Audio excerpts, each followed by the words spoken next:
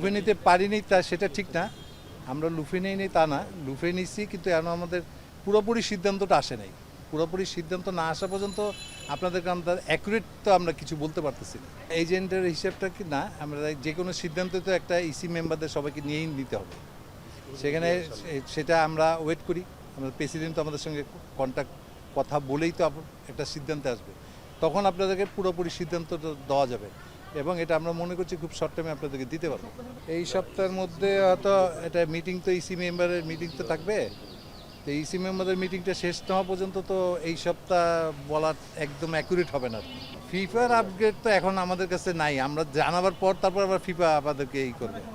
আমরা এখনও কিছু বলি নেই, ইয়েস তো বলি নেই, ওটা তো ইসি মেম্বারদের সঙ্গে মিটিং করে তারপর থেকে এটা আমরা ইনফর্ম, মানে আমাদের ইসি মিটিংটা এখনও হয় নাই, ঠিক আছে? ইসি মিটিং না হলে তো আমরা ডিটেলসটা জানতে পারছি না, মানে মতামতটা দিতে পারছি না। ফিফা তো আমাদেরকে বলছে, আমাদের নিজেদের তো একটা মতামত থাকবে, সেটা আমরা মিটিংয়েই সিদ্ধান্ত নিয়ে আপনাদের খুব শর্ট টাইমে আমরা এটা ইনফর্ম করে দেবো। এটা একটু পরে জানেন আর কি, এটা ইন্টারনাল একটা ব্যাপার তো, অনেক কিছুই বলা যাবে না। আগে হোক, তারপরে আসুক, আসে, অনেক কথাই তো বেরা যায়। মিডিয়া যেখানে সচেতন সেখানে বেরাবে, এটাই স্বাভাবিক।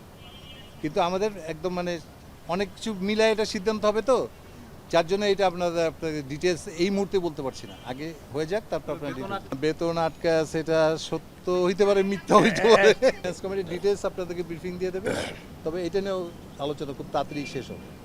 Thank you. এইটাও আলোচনা হচ্ছে, ফিনান্স কমিটির উপরে এটা দায়িত্ব দেওয়া হয়েছে কী হয়েছে জানার জন্য। তারা রিপোর্টটা দিলেই আমরা আপনাদেরকে অ্যাকুরেট জিনিসটা দিতে পারবো।